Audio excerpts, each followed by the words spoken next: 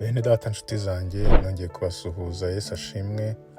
Aho muri hose mugubwe neza. Twongeye kugira umwanya wo gusangira ijambo ry'Imana.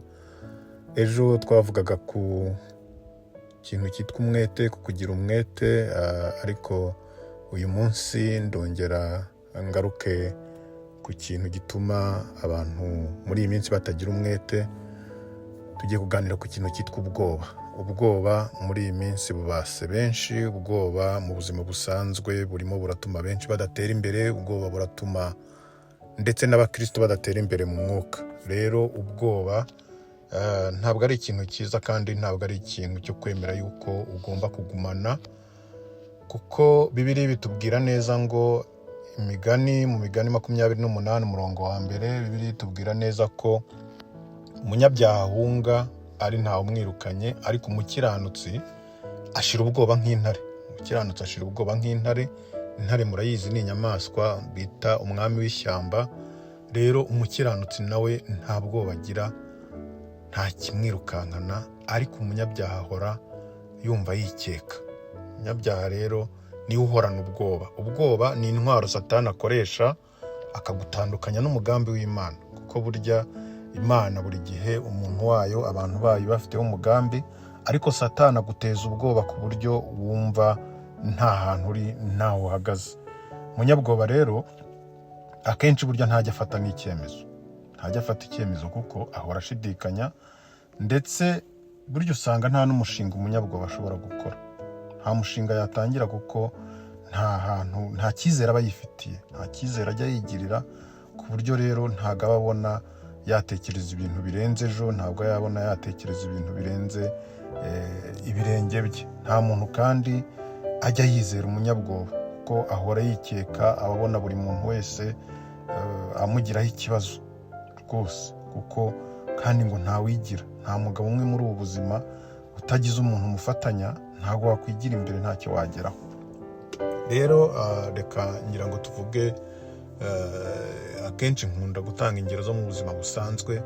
Umucuruzi burya bajya mfata ingero cyane ku bacuruzi. Umucuruzi aba afite amafaranga akayafata akayashora mu bucuruzi runaka, akagira gutya agahomba, kongera agashaka andi, akongera agashora agahomba, ariko hari igihe ku nshuro ya gatatu cyangwa iya kane agira gutya agatangira kunguka, umushinga we ugatangira kunguka.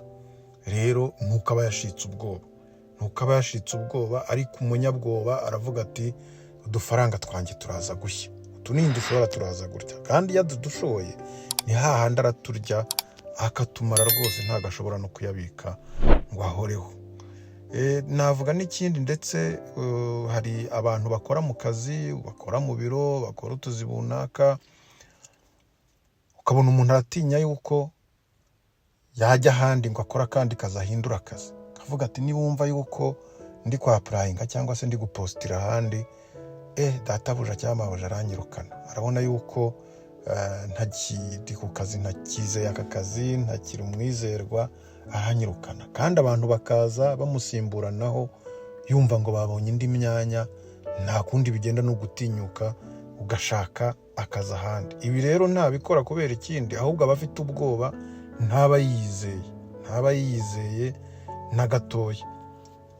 Ikindi, abantu abenshi barimo baratinya amarozi muri iki gihe kubera ubwoba. Umuntu arareba umuntu akamubonamo uwamuvutse ubuzima, agahora yumva buri wese yamugirira nabi, kumva yuko jya numva abantu ngo ntago bashobora gufasha, ngo nimpa umuntu amafaranga ngo ansabye ngo aragenda ngo antange, ngo ayatongere, ngo bingarukeho, ngo ayandogereho. Kumva umuntu ngo nta muntu ashobora gufasha, cyangwa se ngo amafaranga ngo ninyatanga ngo barayajyana ikuzimu. Ariko se niba ufasha umukene, niba ijambo rivuga ngo ufasha umukene abagurije Imana, uguriza umukene abaguriza Imana, ni gute wumva yuko ukoreye Imana, Imana ikemera yuko koko uzira yuko wayikoreye, uzira yuko wagiriye neza umuntu wayo? Ubu ni ubwoba rero, nta kindi kibitera. No mu mwuka rero, mu mwuka naho hariho byinshi abantu basigaye baba mu bwoba,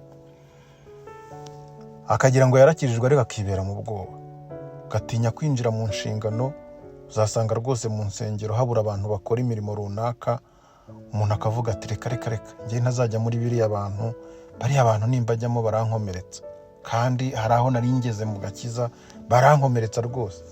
Tinyuka, ubwo ni ubwoba, kuko uko ukomereka ni kukomera. Buriya umwana iyo ari mu ishuri, iyo ari mu wa mbere mu wa kabiri, akora ikizami afite ubwoba, azi ko ari butsindwe, ariko iyo atsinze arimuka akajya mu mwaka wa kabiri. Nawe rero nuhura n'abantu wivuga ngo baragukomeretsa, ahubwo uraza guhura n'ibikomeye birimo, wigira imbere, ukomere muri ubu buzima bw'agakiza. Ikindi abantu baratinya ejo hazaza. Uzasanga buriya abantu bakunda kwirukanka bashaka ubuhanuzi hirya hino. Imana iramvugaho iki, ashaka amakuru y'ijuru. Abatinya ejo hazaza, abafite ubwoba bw'ejo hazaza, ntabwo aba yifitiye icyizere. Kandi Imana niyo ifite ubuzima bwacu mu kiganza cyayo. Iyo wizeye Imana, ibyo wayisabye, imigambi wayihaye, byanze bikunze iyiha umugisha, kandi ugakomeza ukagenda imbere, ugakomeza ugatera imbere, ntabwo uguma uko wari uri.